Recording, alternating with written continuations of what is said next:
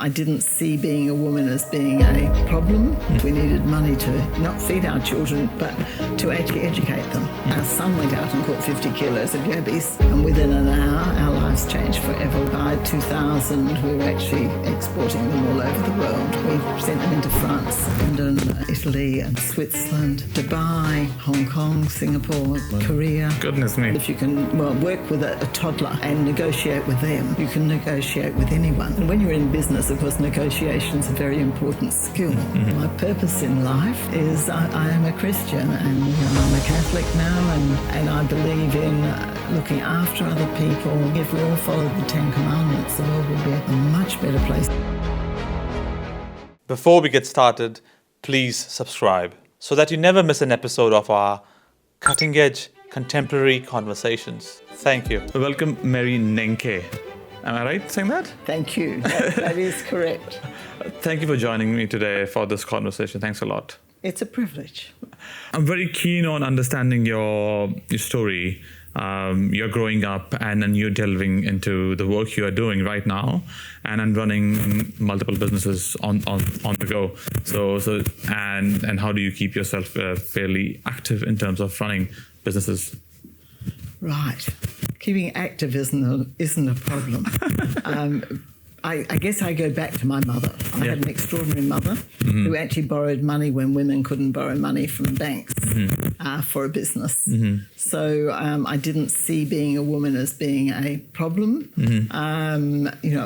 I was at that stage that, you weren't encouraged to take on professions because the most important thing was to get married and have children. Mm-hmm.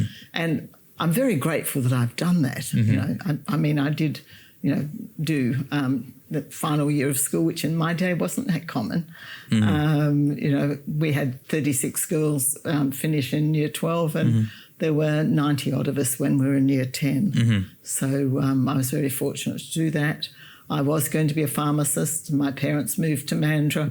Mm-hmm. I chose to move with them and ended up working in business, really, because I worked in a bank. Mm-hmm. And I always tell people I was brought up never to marry a Catholic and definitely was very adamant that I was not going to have 6 children or live in the country. I didn't want to marry a farmer. And, moving to Mandurah changed my life because at that stage they had junior farmers. Mm-hmm. And my girlfriend joined junior farmers, so I joined junior farmers with her. Well, in those days there were 3,000 junior farmers and it was a marriage bureau. Sounds good, doesn't it? But it also was an amazing education because we did drama and we did debating. And, we'd go out into the country and we'd learn to judge animals and cooking and all sorts of things. So it was an amazing education outside school. Mm-hmm. And, when I was in school, I'd actually done debating and was so shattered with nerves that I burst out into tears at the end of it and said, I'm not going to do that again. Because of junior farmers and they needed a debating team, I actually became a first speaker in a debating team, and I used to read my notes and I'd get top marks for matter and method and bottom for manner. So I eventually overcame the manner problem because I used to shake like a leaf. And of course I also learnt not to read notes but to actually have just numbers more or less of what I wanted to talk about and address the audience. Mm. And, we ended up winning. I was third speaker and we won the debating for our area. So I learned a lot through that journey. Mm-hmm. So I also met my husband. And when I met him, my mother actually said to me, he's nice. Mm-hmm. And I said, oh, yes, but he's Catholic and he's got another girlfriend.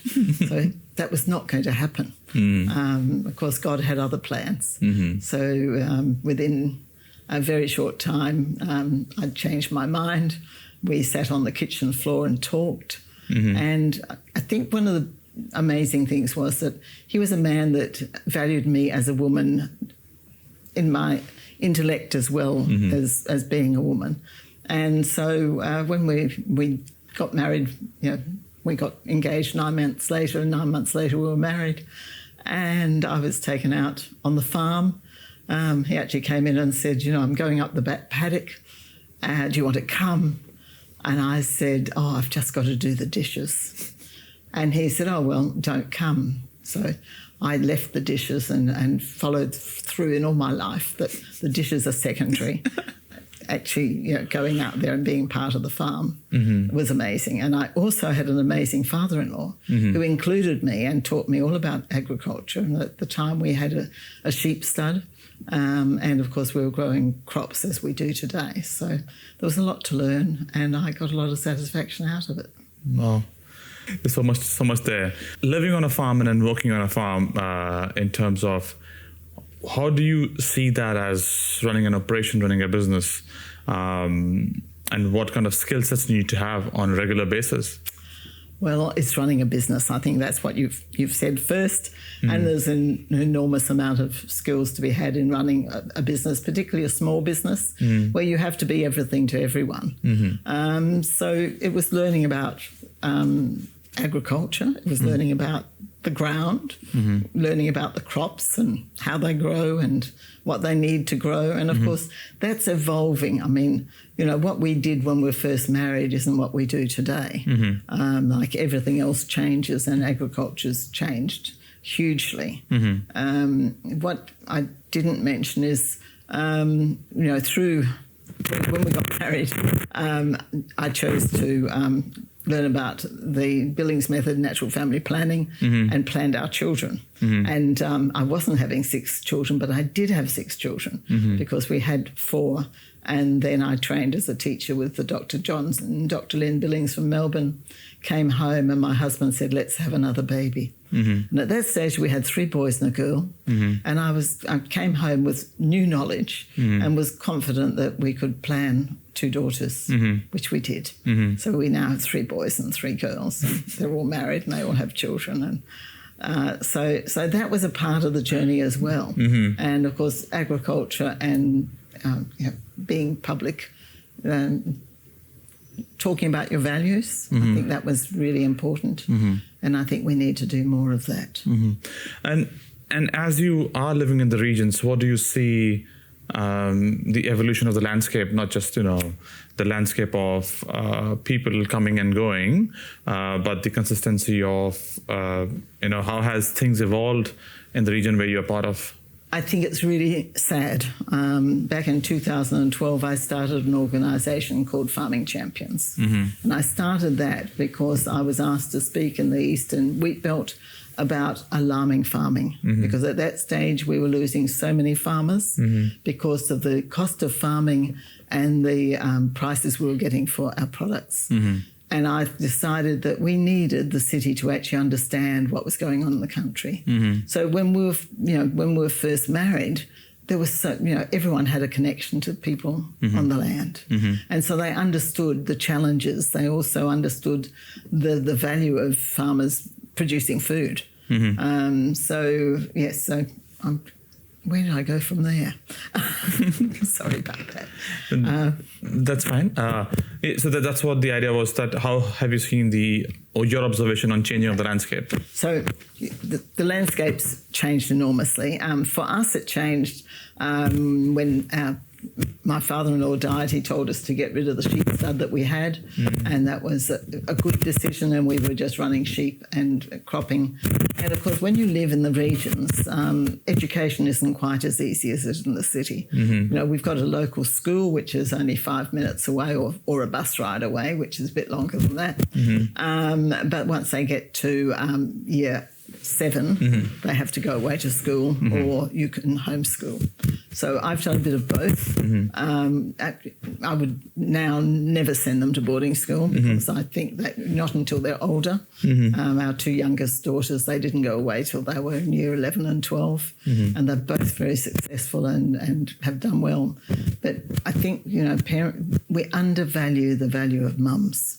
So I ended up homeschooling while we developed a Yabbie business. The Yabbie business developed because we needed money to not feed our children, but to actually educate them, because the cost of education is enormous when you come to boarding schools. And we had 3 in boarding school and 1 at university, and they were we were spending a lot of money. In today's terms, about $50,000 per child. And so we weren't making that because farming had a dip, a negative. So my husband went out and caught, our son went out and caught 50 kilos of yabbies, which my husband had been farming in the 80s to sell to the wholesalers of the day, and they didn't want them. So they went back in the dam. And within an hour, our lives changed forever when friends came to us with relations that had a restaurant in Northbridge, and they wanted 20 kilos of yabbies a week. I'm the eternal optimist of my husband and I said, of course we can do it. And he's saying, how? Well, God always provided the how. So what happened is friends and neighbours came to us and they said, you're selling your yabbies. What about selling ours? So that was in 1991. By 1994, we were exporting yabbies to Singapore. And by 2000, we were actually exporting them all over the world. We've sent them into France and London and Italy and Switzerland, Dubai, Hong Kong, Singapore, Korea.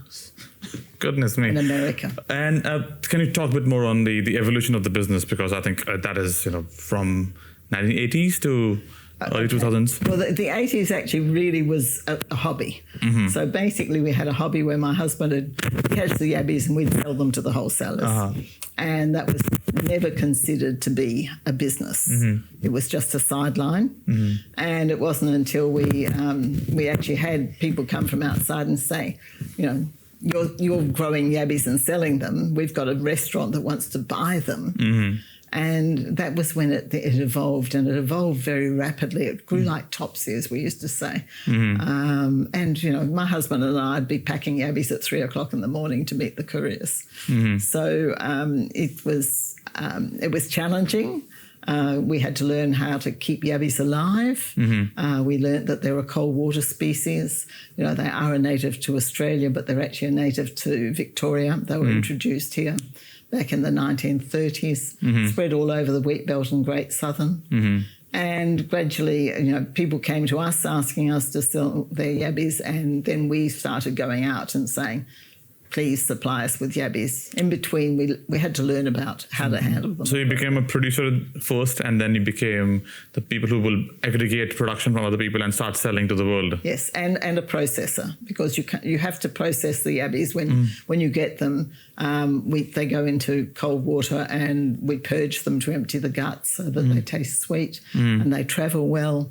Because they're a cold water species, they can travel all over the world. I mean, they used to be FedEx to New York and then all over the country. They were flown to New York and then FedExed all over America. Wow. And then how did you handle the operation? So how big did the team grew up to, and what was the maximum size of the team which became? Well, as it grew, we employed a lot of women. I always said women were absolutely fabulous because they nurtured their babies.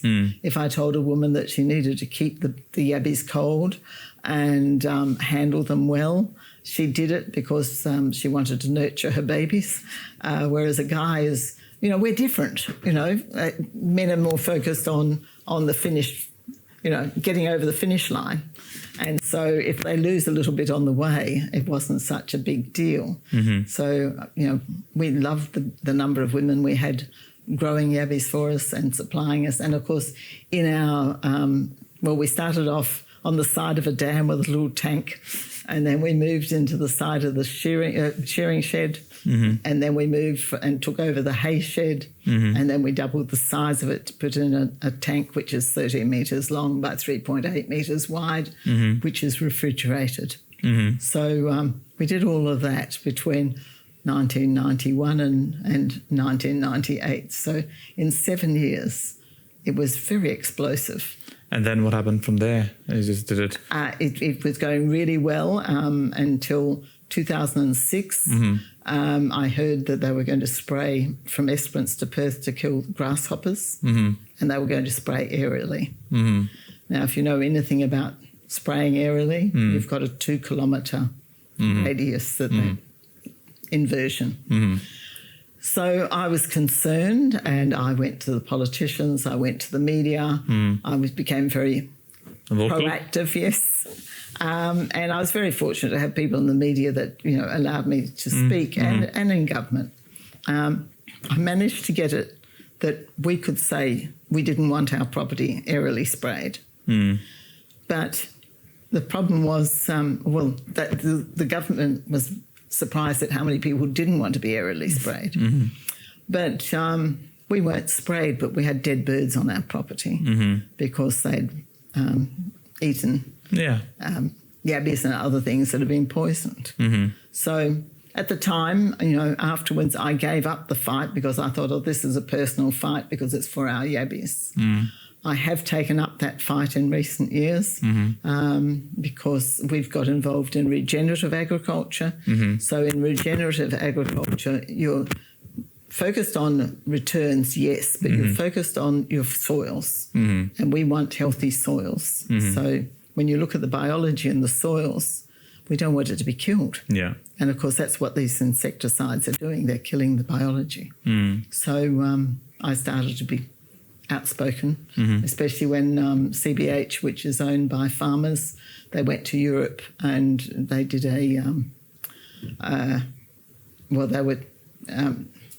they had some papers done to prove that our waters could be sprayed, whereas in Europe you're not allowed to spray within 500 metres of a waterway. So of course for us, spraying yabbies. I didn't mention back in 2006 we lost 70% of our production overnight. Wow. And what was interesting is we didn't get those figures except that Fisheries Department wrote a paper on it. They gathered their figures from us because we all have to report. And they wrote this paper to say 70% lost due to climate change. Due to climate change? Due to climate change. Not through aerial sprayer? No. And yet, my feeling was always that if they'd actually said it was due to aerial spray, somebody might have had to compensate us. Yeah. I see it as a tragedy. We built a very successful business. It's taken us all over the world. It's been amazing. We've met the most extraordinary people. But, we don't give up. So. And did you bring back the population to the same numbers? Of yabbies? No. Yeah. They've never returned. And, now our big problem is we've lost so many farmers. So when we started farming, there were over 30,000 farmers in the wheatbelt and the Great Southern. Yeah. We're down to about 3,000 now. A tenth. So that means less people out there looking after the land. Less people. The production's definitely gone up because it's concentrated on grain and on aerial spraying, etc. So yes, but not everyone's doing that. I mean, people are going down the organic line. Because you have done so many things in your life now. We were talking offline. You were one of the educators in one of the schools in the regions. So can you talk about that role as an educator? Well, because of my role being I became an accredited teacher of natural family planning. So I was teaching that, and through that, Living for Life, I got involved in that, which was involved in teaching sex ed. I actually developed a program teaching sex ed, and it was very rewarding because we'd get the children in the classroom, obviously, but we'd get the parents to come in. And I always wanted the parents to be there because they're all the time, whereas teachers are only there for a couple of days talking about it. Yeah. So it was very, I ended up teaching in Perth with the Billings group and taught in Narrage and taught in Lake Grace, even did a local school. Lovely. How do you see in terms of your learnings and in terms of your leadership skills? Because a leadership running a farm versus running a business versus running a cottage business as well, it's very different skill set and being a teacher at some level.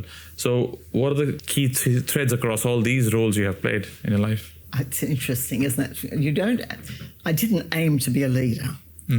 I am very fortunate to be somebody that is not willing to not speak out when I feel an injustice or when I feel we need to learn more.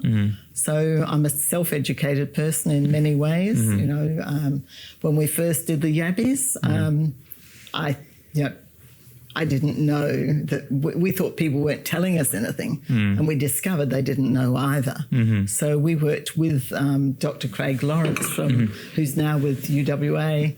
Craig was he did his PhD in Yabbies, and we had a great association with Craig. He was actually the one that put up the slide from the Fisheries Department to show the loss of 70% of Yabbies due to climate change. And that was when we invited him to come and speak at our property to farmers. And of course I went immediately to the slide and I said, Craig, that's not climate change, that's pesticides.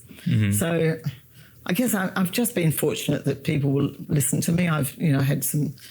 I've won some awards. That's helped make me visible. I was the first Rural Women's Award winner in WA of the Murdoch Rural Women's Award in 2000.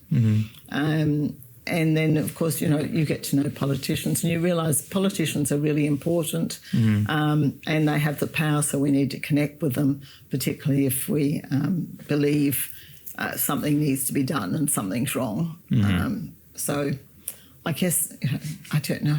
I didn't set out to be a leader, and I'm very fortunate that I've done what I've done. And one of the key, when you were front-ending conversations of a political nature through media or through voicing your opinions across different channels, your communication has to be, you know, intact. You should be on the money and on the subject matter, not too emotive, but still deliver the message with the right empathy. So can you share a bit more lessons learned, because you've done a couple of times now. So what's your key lessons to communicate through media? Well, I'll actually go back to communicating, because when we were first married, the local show committee was all male, and my husband went along, and I had a very young baby, and I wasn't invited to go anyway because women didn't go. He came home from the meeting and he said, they wanted a treasurer. I said, you could do it. Now, in that time, a lot of men would have said they'd do the job and their wife would have done the work. But I actually then ended up going to the meetings and I learnt strategy. I learnt that if I wanted to get what I wanted to get done, I would talk to the members before the meeting about what I wanted. And it didn't matter that my name wasn't on the books. It was a matter of I achieved what I wanted to achieve. And I think that's really important. And I think women are actually very good at that, because they're not looking for honour and glory. Yeah. Not the titles, but more what they're doing.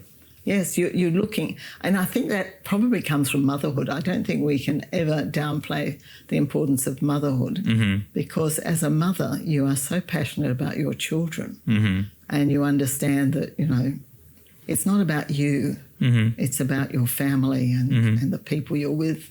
So I guess I didn't set out to learn it. I guess I was gifted in the fact that I could be succinct.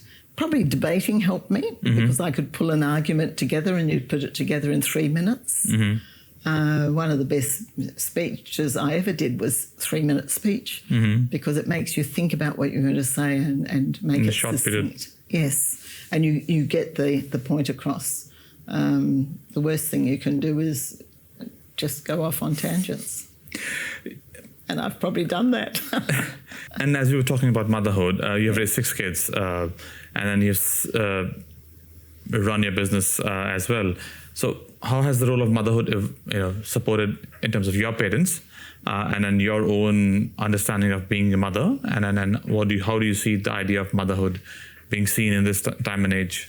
Well, I think it's undervalued. I've always said to people, if you can work with a toddler and negotiate with them, you can negotiate with anyone. And when you're in business, of course, negotiation's a very important skill. And, you know, it's so important that children have not only those sort of skills, but the skills of communication, that know that they're loved, know that they're disciplined, and that, you know, there's a consequence to what they do, good and bad. So, yeah, I think motherhood is extremely important and horribly undervalued. And, you know, the joy for me is that I was able to do both, you know, develop businesses while I was a mum, and even homeschool. So that was amazing. So how do you balance the scales? Oh, I don't know. I guess being a hard worker helps. Because when we first started our business, it was a case of, you know, you had to be engaged fully. And we still are engaged fully when you've got a business like ours, because you can't just switch off. But you're still operating a business and still running on full throttle. So what's working life and living life looks for you now in the last 10 years? Well, what I should say is 11 years ago, I was successful in getting a grant for us to build cottages on our farm. So that certainly was, my husband's so honest and said to me at the time, he didn't say it to me at the time, oh my goodness, but he thought internally, oh no, we've now got to do it because we'd got this, we were successful in getting the grant. And he didn't actually believe in it. He told me, he didn't tell me at the time, which is wonderful. And my eldest son said the same thing, Mum, I didn't think it'd work. But, you know, that's another of my passions now, is to grow the agritourism business, because that connects the city and the country. And we're getting people from all over the world coming and learning about agriculture and learning about how much farmers care about what they're doing on the land.